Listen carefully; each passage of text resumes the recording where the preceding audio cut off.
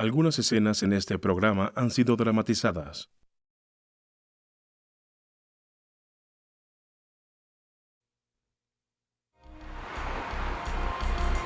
En Chicago, 1977, una glamorosa viuda, heredera de una vasta fortuna, de pronto desaparece sin dejar rastro.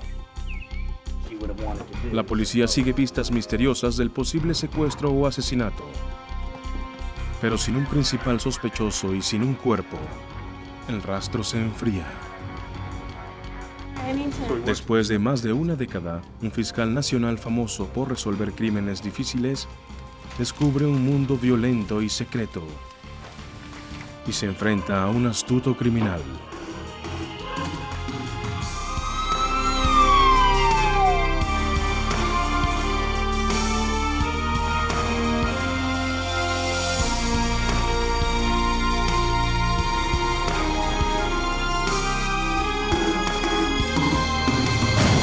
Los fiscales en busca de la justicia.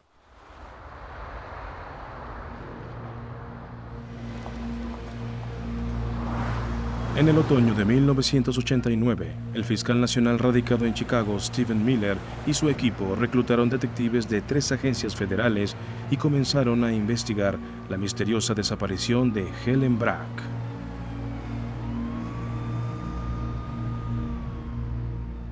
Era la mujer más rica de Illinois. En 1977, cuando desapareció, su riqueza neta se estimaba en más de $40 millones. Era muy destacada, una figura social. Era una benefactora, tenía amigos muy influyentes. La gente así no suele desaparecer. Al menos en los primeros años siguientes a su desaparición, hubo grandes esfuerzos de la policía para descubrir qué había pasado. El que no lo hicieran llevó a que el misterio se hiciera cada vez más grande. La heredera perdida. Era la primavera de 1988 en un establo de los suburbios de Chicago. Barbara Morris, una viuda adinerada, comenzaba a darse cuenta de que algo andaba muy mal con su nuevo caballo. A pesar del costoso entrenamiento, el caballo se negaba a saltar. El enfado de Bárbara aumentaba a medida que veía que si este animal por el que había pagado $50,000 no podía competir, sería una pérdida para ella. Ella había comprado el caballo como inversión por recomendación de su novio, Richard Bailey.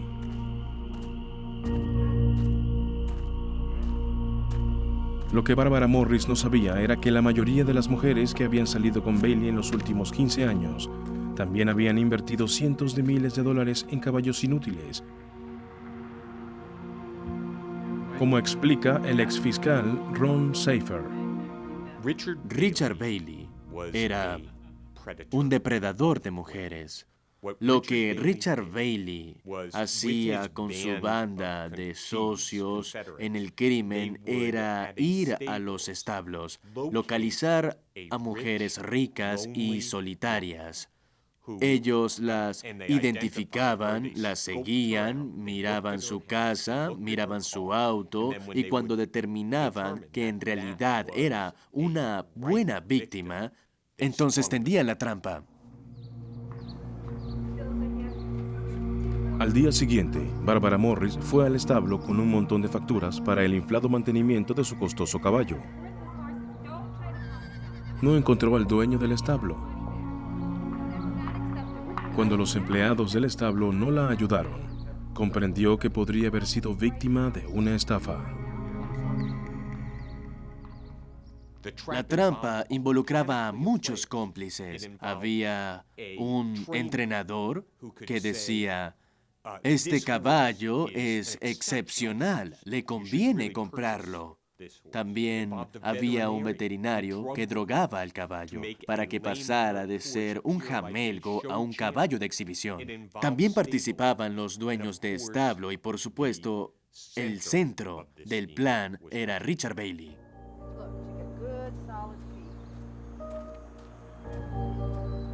Bárbara acudió a su novio, Richard Bailey. Hola, tengo que contarte algo. Bárbara, ¿cómo estás? Qué bueno verte. Estaba pensando en ti.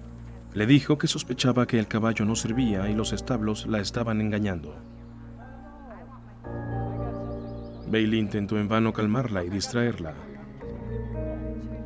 Te iba a invitar a cenar. Te compré unas flores. Gracias.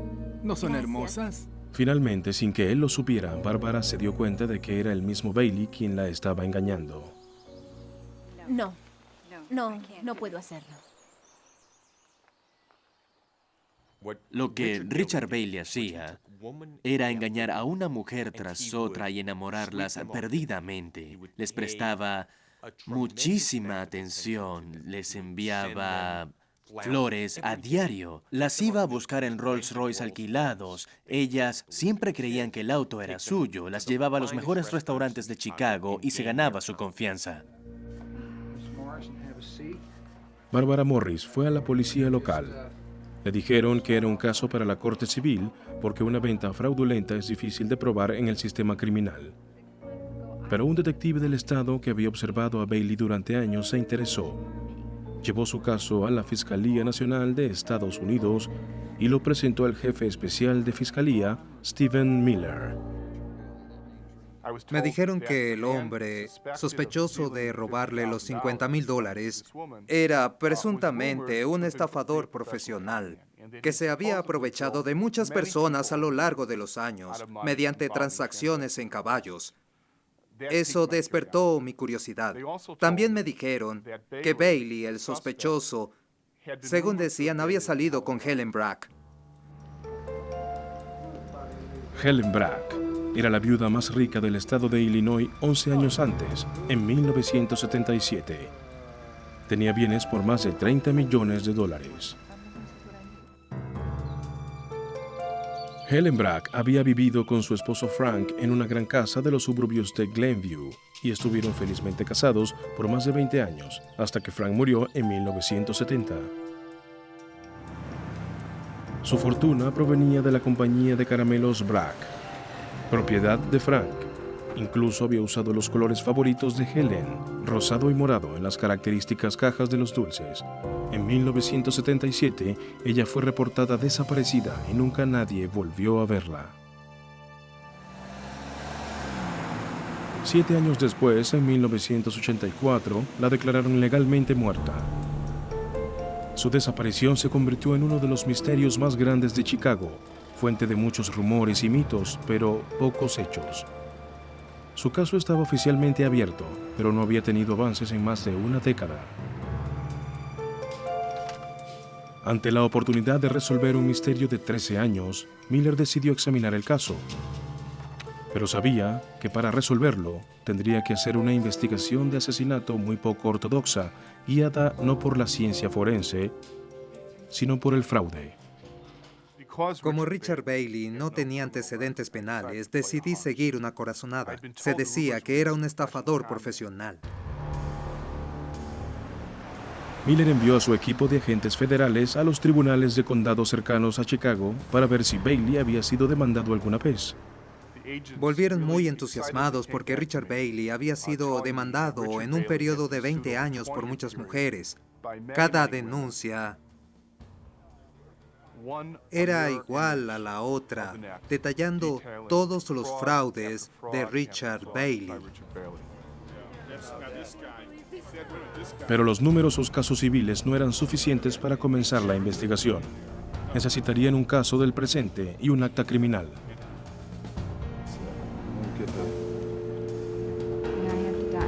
La última víctima de Bailey, Bárbara Morris, aceptó que los fiscales grabaran sus conversaciones telefónicas con él. Esta vez, él intentó que ella le hiciera un cheque por $100,000 para comprar un semental defectuoso llamado Victory Morn. Según los detectives, las declaraciones fraudulentas de Bailey por teléfono le permitieron a las autoridades abrir la investigación. Los fiscales tenían que entender toda la empresa criminal de Bailey y querían obtener información sólida sobre la conexión de Bailey con la difunta Helen Brack. Uno de los investigadores era el agente Jim Delorto. La relación de Richard Bailey con Helen Brack era notoria. Todos quienes estuvieran involucrados en la industria ecuestre en el lado norte sabían que Bailey estaba saliendo con ella para quitarle su dinero.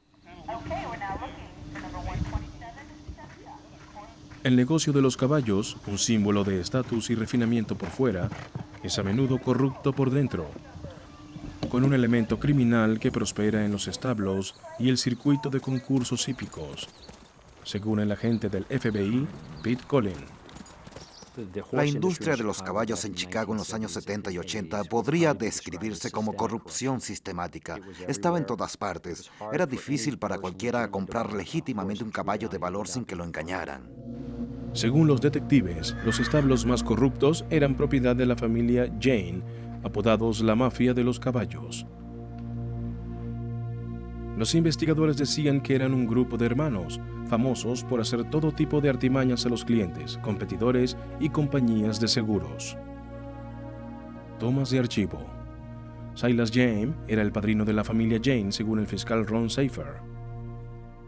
Silas Jane era como el Jesse James de la industria de los caballos. Respondía a una autoridad, él mismo, y el mundo le temía, no reconocía la ley, operaba sin restricciones, asesinaba a la gente a sangre fría y a plena luz del día, y no daba cuentas a la justicia por ello.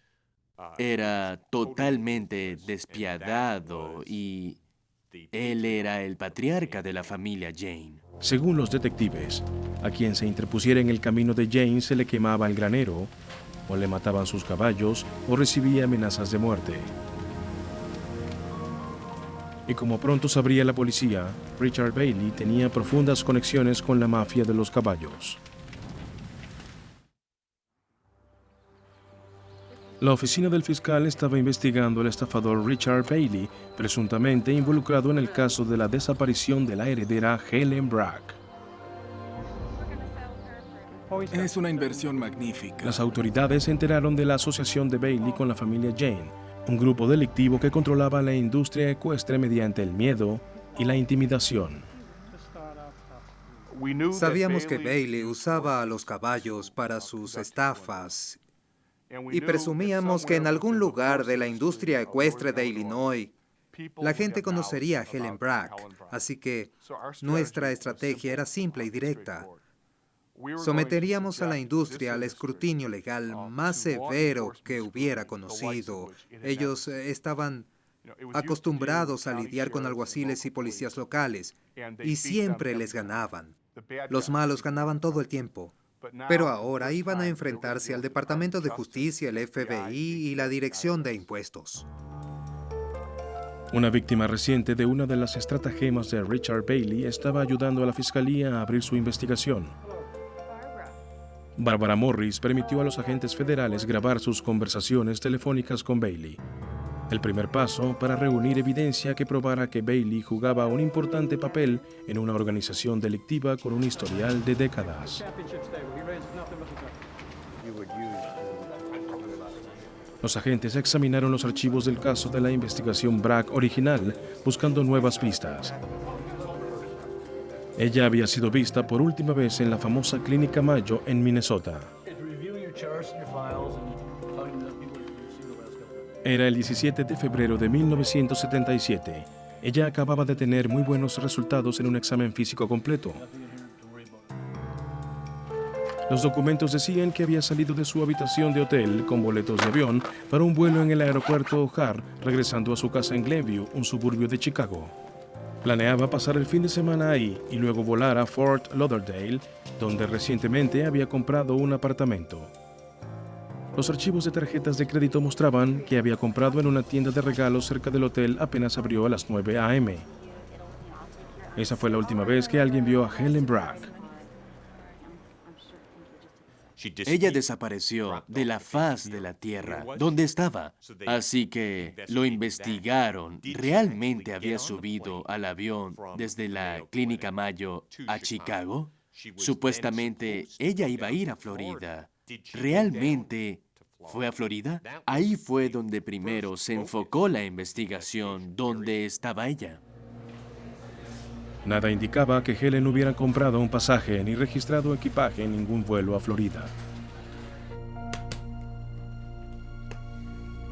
Más tarde, el equipaje que había llevado a la clínica Mayo fue encontrado en su casa. La policía de Glenview registró la maleta en busca de sangre y huellas digitales. No encontraron señal de violencia.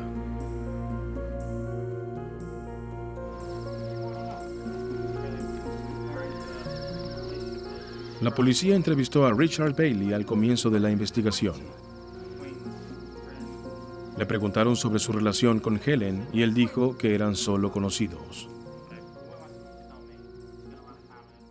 En 1977, agentes de Glenview hablaron con él y le preguntaron, ¿ha tenido tratos comerciales con Helen Brack? Richard Bailey comprendía que esos tratos comerciales le darían un motivo para el crimen. Así que negó haber hecho ningún tipo de negocio con ella. Intentó esconder todos los caballos que pudo de los agentes para ocultar que estaba involucrado con Helen Brack. Pero cuando comenzó la investigación de la Fiscalía 13 años después, en 1989, se concentraron en el patrón de conducta reportado por las víctimas de Bailey. Comenzó a surgir la figura de un sofisticado estafador.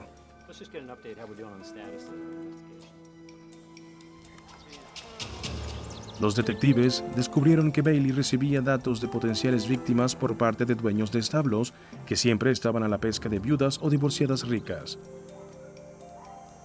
Bailey las conocía, las deslumbraba y comenzaba un cortejo relámpago. Luego, una noche, por ejemplo, camino a casa después de cenar, él diría, pasemos por los establos, hay un caballo que me interesa. Allí estaban esperando todos sus socios que ya habían tendido la trampa. Estaba el veterinario que drogaba el caballo para que pareciera un campeón. Y el entrenador que decía, oh sí, este es un caballo fenomenal, lo venden por $100,000, pero vale $500,000. Entonces él decía, vamos a medias. Bailey extendía un cheque y la víctima hacía lo mismo. Cuando la mujer se iba, rompían el cheque de Bailey y corrían al banco a cobrar y repartirse el de ella. El pichón está desplumado. Poco después la relación se agriaba y la mujer tendría que pagar la alimentación y facturas del veterinario por un caballo de rendimiento mediocre. Pero para revelar la conexión entre Bailey y Helen Brack, los detectives tendrían que entrar al mundo ecuestre y en el Chicago de la época. Ese era un mundo rara vez abierto a la ley, donde las personas no hablaban de las actividades criminales. El fiscal federal, Stephen Miller, dice que el miedo era lo que hacía callar a la gente. Estaban todos aterrorizados y no creían que los organismos de la ley pudieran lograr nada. Tenían miedo porque los establos se quemaban en mitad de la noche si los dueños o los que tenían caballos allí eran sospechosos de cooperar con la policía. Sus caballos aparecían muertos en el corral. A una de las víctimas de Bailey le colocaron una bomba en su casa y la amenazaron con matar a sus hijos si cooperaba con la policía, y no se amedrentaron cuando ella los demandó.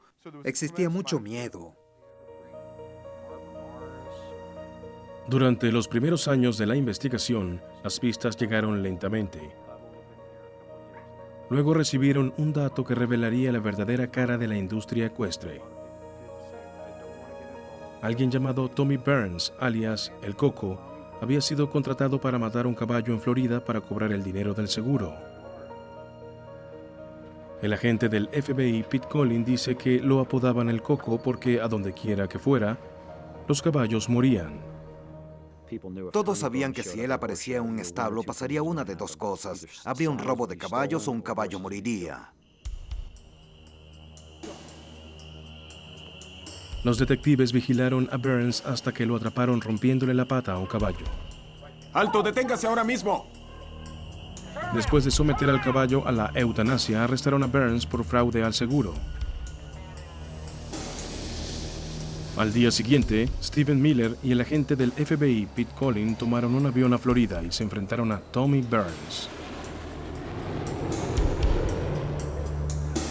Encerrado en una celda con los detectives, a Burns lo interrogaron sobre Helen Bragg, pero negó saber nada de ella.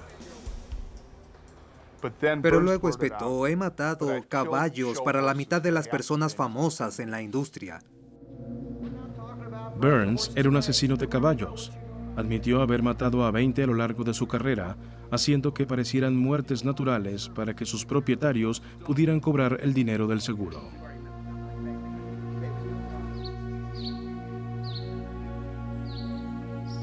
La noticia del arresto del Coco abrió una puerta al oscuro bajo mundo del circuito de concursos hípicos de Chicago. Eso afectaría dramáticamente la investigación.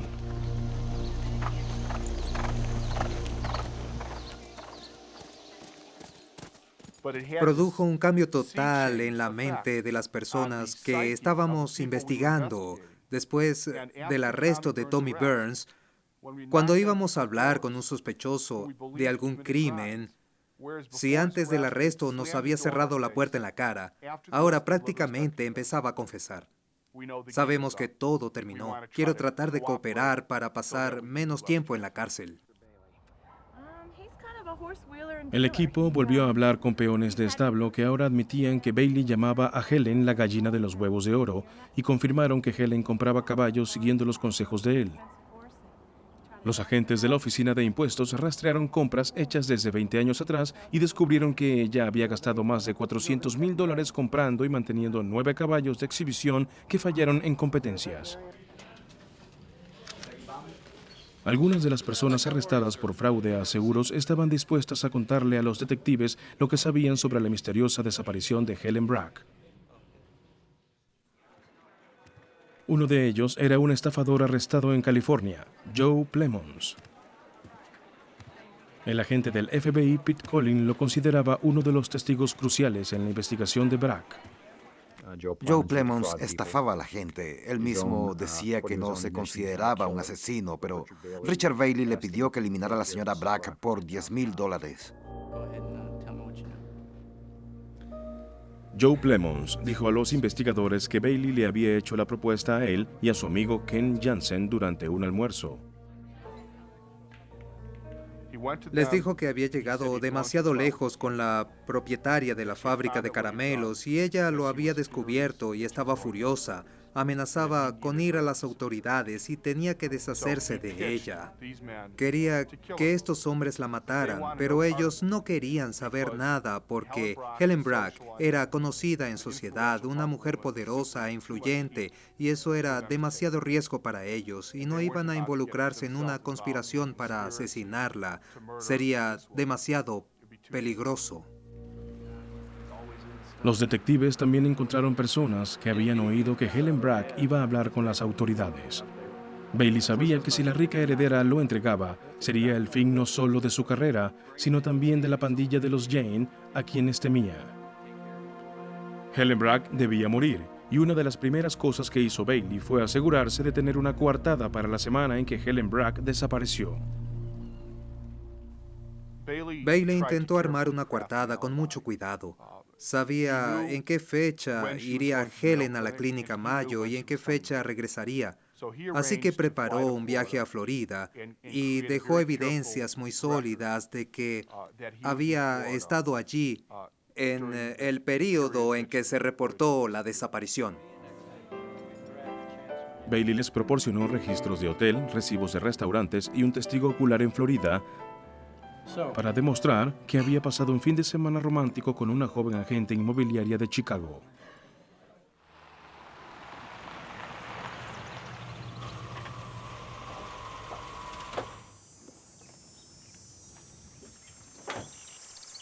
Un año y medio después de la desaparición de Helen, se hizo un hallazgo en una zona boscosa en las afueras de Chicago. El cuerpo momificado de una mujer de mediana edad con cabello rojo apareció en un parque cerca de Calumet City, al sur de Chicago. Los archivos mostraban que su ropa era de los colores favoritos de Helen, rosado y morado, los colores del logo de Caramelos Bragg.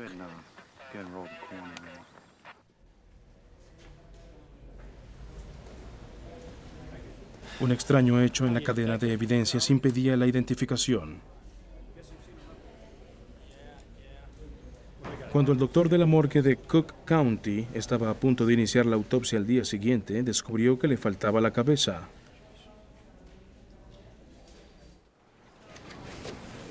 El único registro de la cabeza eran unas fotografías tomadas en la escena del crimen.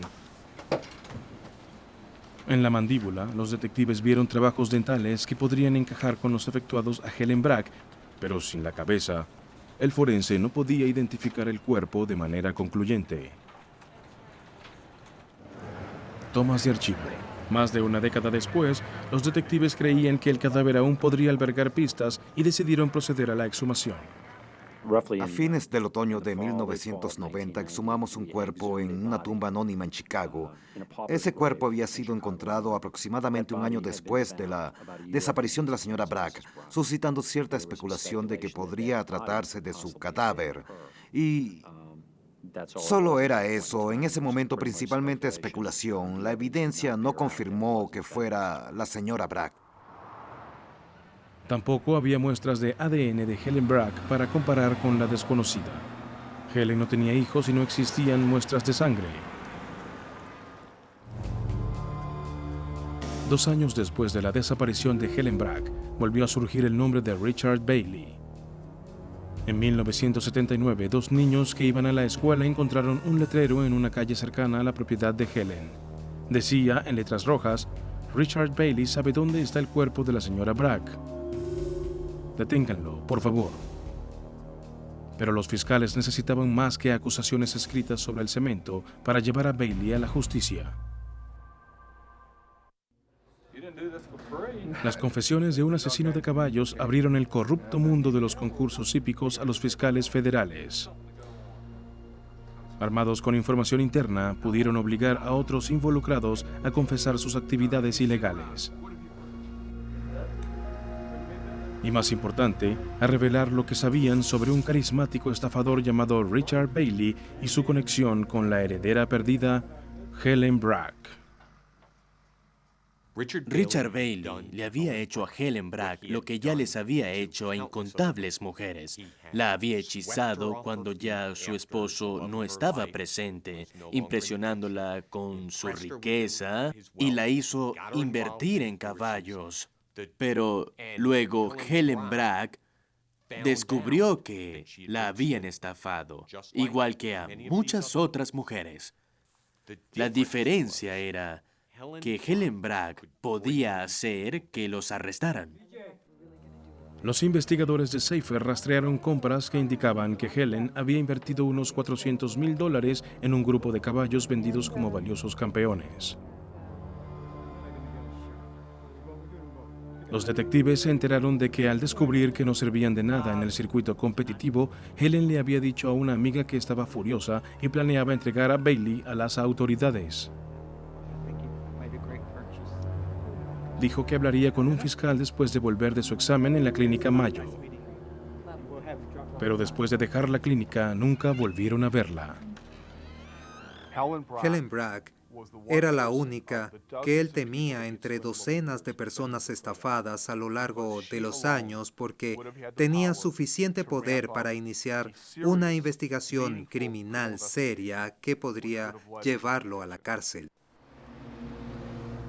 Bailey tenía mucho que perder.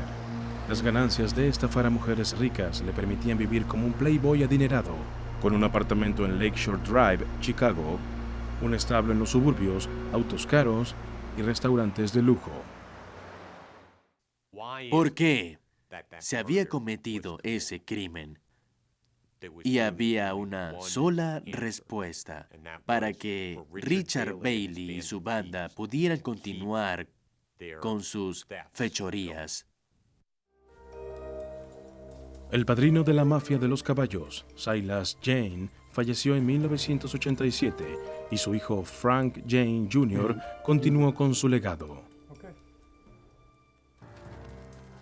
Los fiscales encontraron un testigo que afirmaba haber oído a Bailey y a Frank Jane Jr. hablando sobre Helen Bragg poco después de su desaparición. Decían que debían librarse de la mujer de la fábrica de caramelos porque sabía demasiado. Este testigo era la hija de Frank, Kathy Jane Olsen. Los fiscales la sometieron a un interrogatorio y ella les contó su historia. Aceptó dar testimonio para la fiscalía contra Richard Bailey, aunque admitía su participación en varias maniobras con caballos, ayudando a su padre a drogarlos antes de venderlos a inversionistas ingenuos. Después de una investigación de 5 años, los fiscales acusaron a 23 personas. Dieron una conferencia de prensa el 27 de julio de 1994 para anunciar los cargos por explosivos, fraude de correos, de transferencias y de seguros. Las acusaciones incluían a algunos de los más famosos entrenadores y propietarios de caballos en la industria ecuestre. Uno de ellos era Richard Bailey. Bailey fue arrestado y acusado de infringir la ley de asociaciones para cometer crímenes, conocida como RICO por sus siglas en inglés. Miller alegaba que quienes ayudaban a Bailey en sus maniobras formaban organizaciones criminales cuya meta era engañar a los compradores. El asesinato de Helen Bragg también era parte de esta acusación. Los fiscales confiaban en poder demostrar que Bailey había ordenado asesinar a Bragg para proteger su lucrativa organización criminal. Si bien Bailey fue arrestado, la acusación de asesinato sería difícil de probar. Pensé que sería increíblemente difícil juzgar a alguien por mandar a asesinar a una persona sin un cuerpo, sin un testigo ocular del asesinato, sin evidencia física, sin evidencia forense. Yo sabía que sería una tarea sumamente difícil. Richard Bailey, ahora con 65 años de edad, estaba tan confiado como siempre. Le dijo a sus abogados que se declararía culpable de las estafas a mujeres, pero negaba cualquier participación en la muerte de Helen Bragg. Sus abogados negociaron una apelación parcial por la cual su caso no sería sometido a la consideración de un jurado, sino de un solo juez en una audiencia federal. La maniobra legal más astuta en este caso era que Richard Bailey se declarara culpable de organización criminal y alejar todo esto de un jurado. Los fiscales tendrían que demostrar lo que habían intentado establecer desde el comienzo, que la relación de Helen Bragg con el carismático estafador había sido fatal.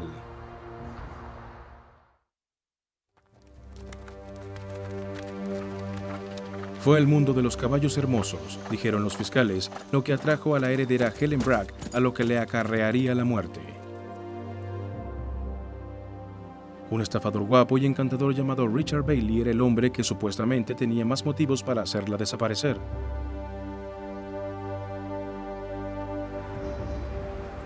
Los fiscales estaban tratando de demostrar que Bailey había ordenado la muerte de Helen Bragg. Señor Bailey, de pie, por favor. Bailey confesó haber estafado a unas 20 mujeres, por lo tanto, ese no sería un juicio con jurado, sino una audiencia encaminada a determinar una condena ante un solo juez federal. Oficiaba el juez Milton Shadur, un magistrado federal famoso por su imparcialidad. ¿Comprende eso? Sí, su Al señoría. declararse culpable de la mayoría de los cargos de organización criminal, los abogados de Bailey confiaban en que se le aplicaría una condena no mayor de 27 meses. Pero antes de emitir la sentencia final, el juez Shadur le aconsejó a Bailey que considerara con cautela toda la evidencia de la fiscalía relativa a la muerte de Bragg. El equipo defensor de Bailey admitió que su cliente usaba a las mujeres, pero agregó que no existían pruebas de que había dañado físicamente a nadie. El argumento de la defensa era simple. Sí, Richard Bailey es un estafador, es un canalla, hizo casi todo lo que la fiscalía dice que hizo, pero no era un hombre violento. Si no había lastimado a otras mujeres, ¿por qué le haría daño a Helen Bragg? A medida que las mujeres engañadas por Bailey pasaban por el estrado, el fiscal nacional Stephen Miller llamó a declarar a Joe Plemons. Plemons era un estafador que también había participado en las ventas fraudulentas de caballos. Dio testimonio para la fiscalía sobre el día en que Bailey le pidió a él y a su amigo Ken Hansen que mataran a Helen Bragg. Nos reunimos en un restaurante. Según el testimonio de Plemons, en el restaurante, Bailey les contó que Helen Bragg estaba a punto de entregarlo a las autoridades y les ofreció $10,000 para asesinarla. El problema era que él decía que esto había sido poco antes de su desaparición, pero también que era un día caluroso porque ninguno de ellos llevaba chaqueta. Lo presionamos porque sabíamos que ella había desaparecido en febrero, un mes en que hay pocos días cálidos aquí, pero él se mantenía firme, dijo, solo puedo decirles la verdad, y esta es que era un día cálido y fue poco antes de que ella desapareciera. Como prueba final sobre lo que nos estaba diciendo Plemons, revisamos los pronósticos meteorológicos y descubrimos, vaya sorpresa, que aproximadamente una semana antes de la desaparición de Helen Bragg había habido milagrosamente un día de 15 grados en Chicago en el mes de febrero. Pero el abogado de Bailey presentó a Plemons como un mentiroso profesional y logró hacerle confesar que en lo relativo a los caballos, su opinión en cuanto a valor era siempre falsa. ¿Es decir que su palabra no vale nada? Sí, lamento decirlo. Y sobre su reunión con el señor Bailey, lo único que tenemos es su palabra. Sí, eso es cierto. No cabe duda de que algunos de los testigos que presentamos en nuestro caso eran de moralidad dudosa, eran socios de Richard Bailey.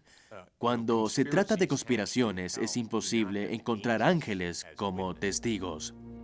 Otro de los testigos de la fiscalía, Kathy Jane Olsen, tampoco era un ángel. Admitió su participación en varias estafas relacionadas con caballos, incluyendo casos donde se los dopaba para venderlos a compradores ingenuos y además ella misma era una drogadicta en recuperación. Recordaba haber oído a su padre Frank Jane Jr. hablar sobre el problema con Helen Bragg. En el contrainterrogatorio, Olsen admitió haber abusado del crack, la marihuana y el alcohol en el pasado. La defensa alegó que la memoria de Olsen estaba nublada por efecto de esas drogas. El juez Shadur admitió que al menos él no podía confiar en su testimonio.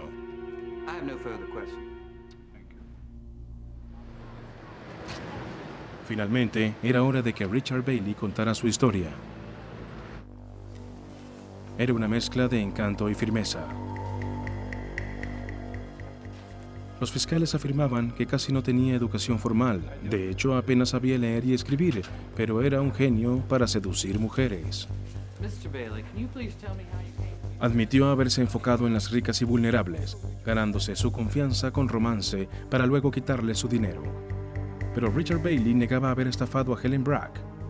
Dijo que su relación con ella era amistosa y de negocios y que él cultivaba esa relación por la buena posición económica de la mujer. Le dijo que ella tenía una amiga que quería presentarla. Yo le pregunté, ¿quién es? Y ella dijo Helen Bragg. Bailey contó al tribunal que había conocido a Helen mediante una amiga de ambos y que simpatizaron inmediatamente.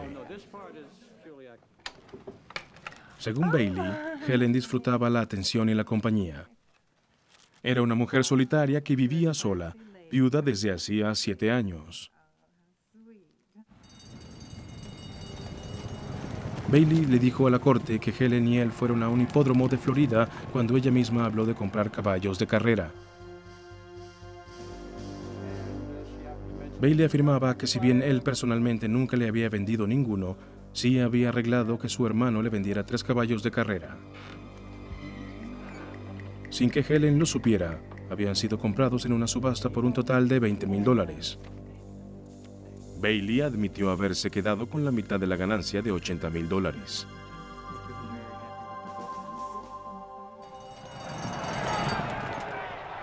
Cuando los costosos caballos no ganaron ninguna carrera, Bailey le sugirió a Helen que los reentrenara para el circuito de concursos hípicos y recuperara su dinero alquilándolos como sementales.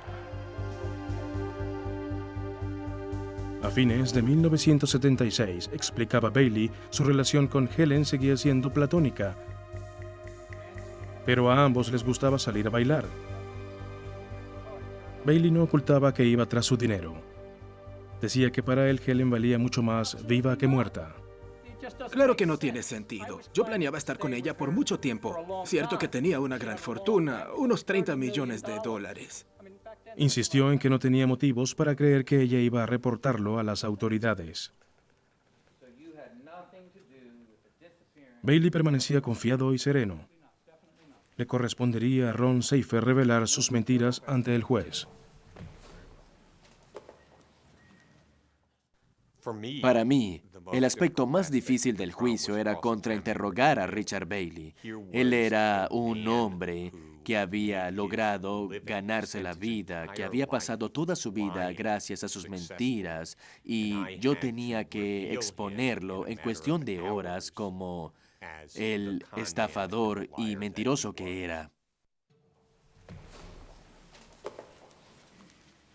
Seifer vio su oportunidad en un comentario hecho anteriormente. A principios de 1977, usted tenía muchos juicios pendientes. Bailey se había creado una coartada. Cuando Helen Bragg desapareció, Richard Bailey había preparado todo para estar en Florida con otra mujer. Se creó su propia coartada. Pero ocurrió algo maravilloso. Richard Bailey oyó el testimonio de Joe Plemons. Estaba ahí sentado y oyó a Plemons decir que Bailey le había pedido una semana antes que matara a Helen Bragg. Así que se le ocurrió una idea brillante y dijo, tengo recibos del hotel de Florida de la época que desapareció Helen Bragg, 17 de febrero. Pero ¿saben qué? Yo estaba en Florida hacía ya 10 días, así que no pude haberle hecho esa propuesta a Plemons.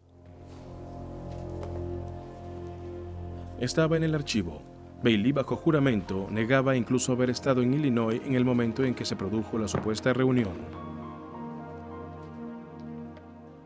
Cuando lo contrainterrogué, me concentré en esa coartada. Él dijo, recuerdo muy bien que estuve en Florida.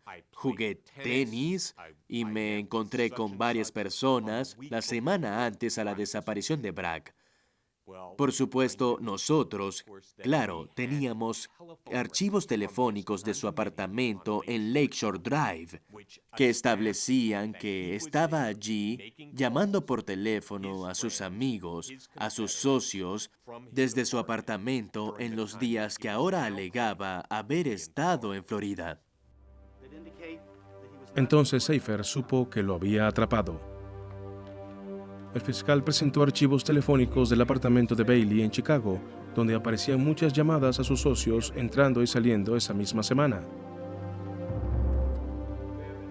Bailey alegaba que alguien debió haberlas hecho por él y bajó del estrado. Pero el daño ya estaba hecho. La fiscalía demostró que Bailey había mentido en el estrado. En su defensa, los abogados de Bailey presentaron otros sospechosos que, según ellos, tenían más motivos y antecedentes delictivos que su cliente. Gente como el chofer de Bragg o incluso la familia Jane, miembros de la mafia de los caballos de Chicago. Pero los fiscales respondieron que Bailey siempre había sido el centro de la conspiración. Nuestra investigación se centró en quién ordenó este asesinato. La persona que lo había cometido en realidad no nos interesaba. Era la bala en el arma. Richard Bailey tomó esa arma. Él la apuntó y la disparó. Para nosotros era irrelevante qué bala había elegido para hacerlo.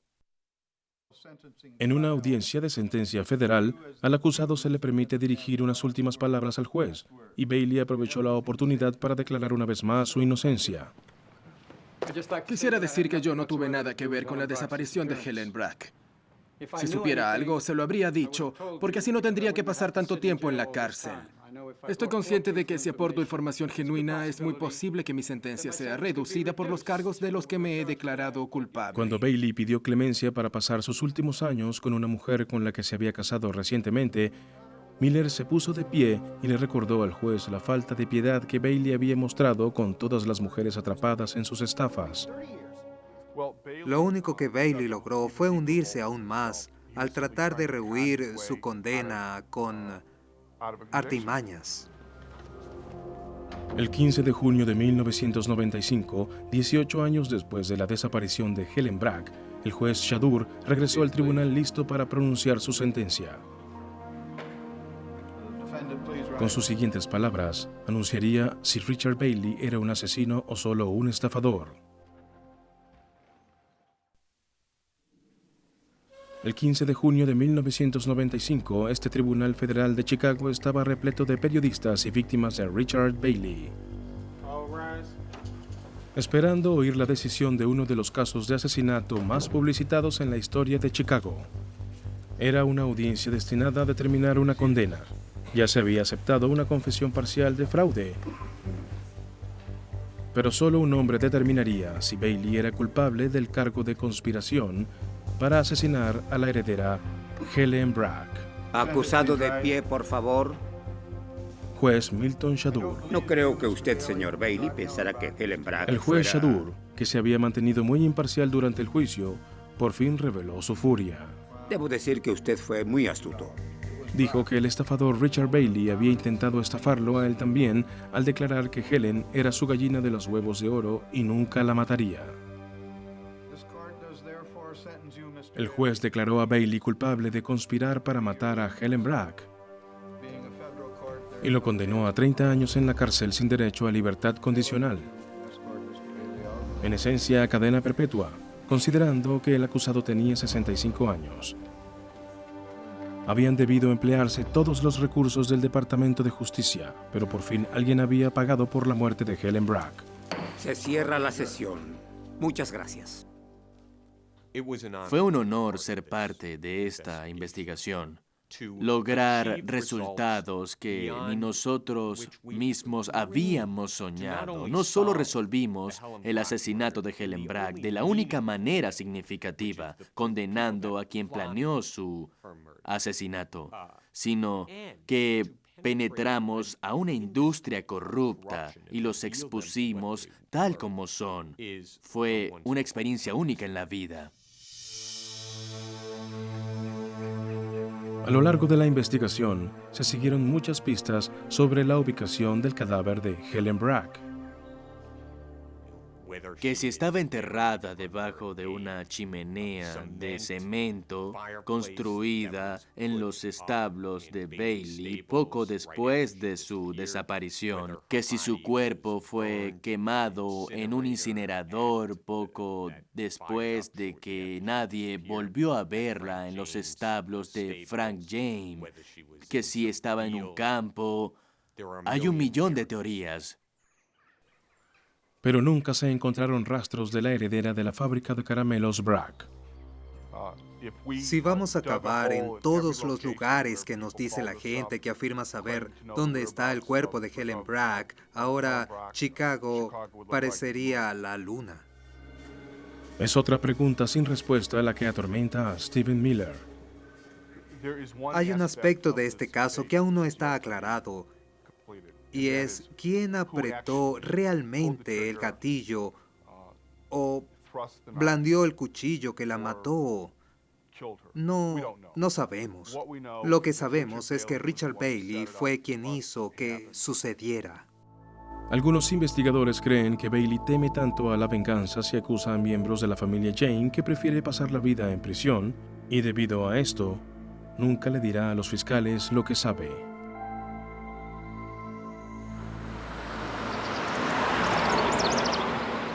Cuando vivía, uno de los lugares favoritos de Helen era el cementerio familiar en Ohio, una gigantesca estructura que contenía los restos de sus amados padres, su esposo y 2 perros que habían sido sus mascotas. Su propia cripta, cuidadosamente diseñada, permanece vacía, pero en la lápida están grabadas estas palabras: Padre, Rezo por ser digna de estar cerca de mis seres queridos que están a tu lado.